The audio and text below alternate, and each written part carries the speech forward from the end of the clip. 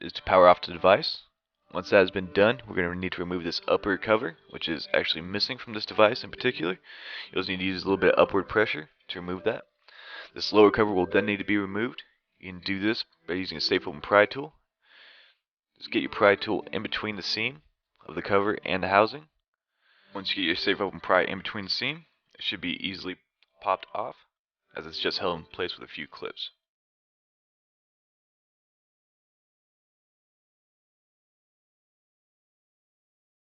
We'll then have a total of 6 screws to remove. These first 4 will be small Phillips.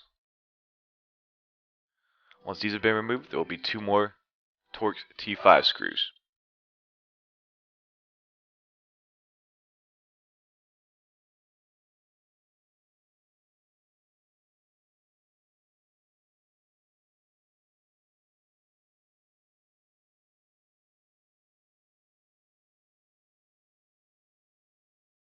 Take note that removing these screws can be a little bit difficult as they normally get stuck.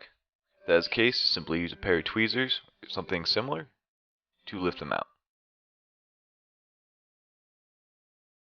You can now use the safe open pry tool to pry in between this seam, between the screen and the back housing.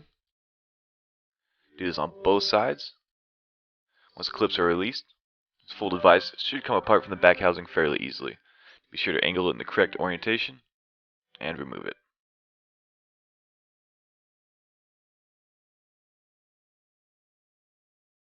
With the motherboard exposed, first step we're going to do is remove the battery. To do this, simply use a safe open pry tool to gently lift the battery connection. The battery itself is held in with a small bit of adhesive. We're going to use a nylon spudger right here and gently lift up on the adhesive, being very careful not to bend the battery itself, but just release the adhesive holding it in place. Take your time with this and be sure not to bend or damage the battery. Once the adhesive has been released, you can put that off to the side until reassembly.